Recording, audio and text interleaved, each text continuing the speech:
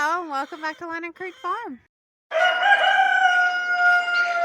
Record keeping on the farm of the homestead. What, where, and how. All right, guys, we just made it out to the farm. It is a cold day. Yesterday was cold, but it's even colder today. And we just stopped at the farm store, and we bought a few new bowls. I want to try these. I did a video the other day about rabbit supplies and how you can go as expensive or as cheap as you would like. And I've been on the lookout for some Crocs, some good durable plastic bowls, and we found a couple at our farm supply store that we're going to try out. The brand is Pet Lodge. So I'm going to let y'all know if those are any good. These are the food bowls. And let's see if we can get the water bowls. There's the water bowls. And it looks like it's a pint. That holds a pint. What are these? Half pint. So a pint and a half pint. But today, guys, we are going to talk about something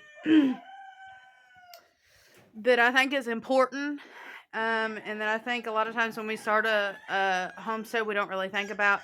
I know, like, your regular farmers typically would think about this, but maybe if you're homesteading, you don't think about it as much. But it is about managing and keeping track of finances when it comes to your animals. It's very important to keep track of many things on your farm, including the animals that you have, when they're bred, when they're have their time off, when they have such and such eggs, when they're sitting, when they're laying, all of that. All that stuff is important, but today I want to talk about the financial side of it and keeping good records of what you spend and what is made on your homestead, how much the animals eat, within a month period, within a year period. It's all important to keep track of that stuff, and I'm going to talk to you all about how we do it, and talk a little bit more in depth about keeping records for your farm and your homestead. All right, guys. So I just got the goats fed, and I'm going to work on pulling the stickers off the bottom of these feeders and waters. And while we're doing that, let's talk about what we keep record of.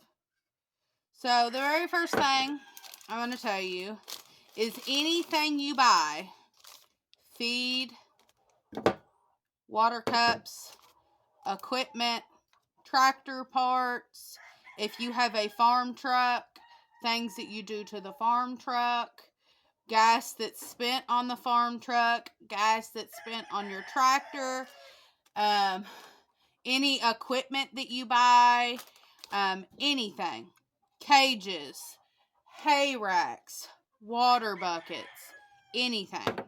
You keep receipts of anything you buy on the farm. Animals. Make sure that when you do an animal transaction, when you buy an animal, you have a receipt for it. We keep receipts for everything. So why do we keep receipts for everything?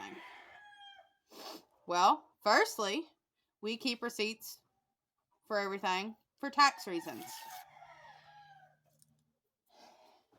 If you are making money or spending money on animals, that can go to your taxes. Obviously, any money that you make needs reported, and any money that you spend can be taken off, can be a deduction, can be reported on your taxes as money spent. So you need to keep track of that stuff for tax reasons. Obviously the government makes us turn in what we've made. Secondly, you need to keep track of what you spend. Those are not coming off very well. I need to get them wet. You need to keep track of what you spend for your reasons, so that you know exactly what you're spending in a year, in a month, on your farm to provide material, equipment, um, tools on your farm, so that you can decide whether you need to keep that animal, sell that animal, whether that animal is providing enough income for you to spend what you're spending on it in a year. And so when you are keeping track of your records, when you are able to see what you've spent on a monthly and yearly basis on your animals, you're going to be able to see what type of profit you've made back. And that's why I say when you sell or buy an animal, to keep those records. So how do we keep the records? Well, there's a couple different ways that we keep records. First, we use notebooks. We have farm notebooks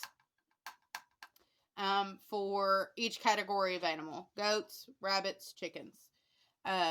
We write down dates on calendars. So when I'm going to sell a rabbit, in the calendar, I put who's buying it, how much they're buying it for, and when they're buying it. So when an animal is picked up, or a discussion is made and somebody said, I'm picking this animal up at this time, this is how much you're charging, this is what I'm giving you, I write that down. When we go and buy an animal, I write the receipt down. I write the date, who I bought it from, and how much we spent on it. And when you do that, you take what I do. I take those receipts that I have, I put them in an envelope. That envelope goes in a binder, one of the 3-ring binders that we keep our notebooks in. We also have papered animals, so we keep our papers for our animals in sleeves and put those sleeves in this binder. So the binder holds receipts like this we just bought, receipts. We have an envelope for receipts. We have our papers, our registration papers, and we have our notebooks with our information in it in this binder for our farm. And that binder is not used for anything but farm things. And so I've found that this is the best way to keep track. Now, you don't want to carry your binder or your folders around all the time. So I find it best to have the binder that has your records in it, your in-depth records, and then when you sell an animal or you have information about an animal, it's best to keep that stuff, I find, in my phone. I keep it on our the calendar. I use the Google app, the Google Calendar app. So when I switch my phone, I just recently bought a new phone that you all are on right now. That information is in that Google app, saved to bring over. But I don't depend on the phone, like I said, because I keep that binder. And so it's best to keep records in 2 different places. That way, if one's lost, you have records in another place. But if you're just needing to, say somebody comes to pick up an animal and they need dates of when the animal was born, or how many babies that animal has had, or when was the last time they were bred, I find it best to just have that information in a calendar or even in the notes of your phone. So guys, I hope this video was helpful and informational. I know it's just a short little video here, but I feel like it's so important to keep records. And it wasn't something that we thought about when we first started getting animals. We've had animals for, I don't know, 8 years, somewhere in there. 8 years, yeah, about 8 years. And when we first started, we didn't keep records like this, but it is very important. I found that it's very important to have this information wrote down. And it's also, like I said, our duty as citizens to keep accurate records of our spending and our income on the farm. And so I hope that you found this video helpful. I hope that this information can help you keep better records, or if you haven't kept records yet, to start keeping records. I said that backwards. To start keeping records on your farm. Like I said, it's so important. And even if it wasn't like for the government aspect, even if it wasn't just for paying taxes, it's very important to see what you're spending, what you're putting out, and what's coming in. Because in my opinion, if you're going to farm, it needs to be treated like a business. I know that there's hobby farms and we have animals that we love, and that's, we have stuff on this farm that doesn't make any kind of profit, but we love to have them, but we still keep those records on them animals because it's so important. So guys, I hope this video was helpful, like I said, and I hope that you all will come back for the next one. If you have any questions, please leave a comment down below. And if there's somebody that has a better way to keep records, if they do their records a different way, leave a comment down below, and maybe you can help somebody out. But we'll see you later. Say bye. Bye. Bye.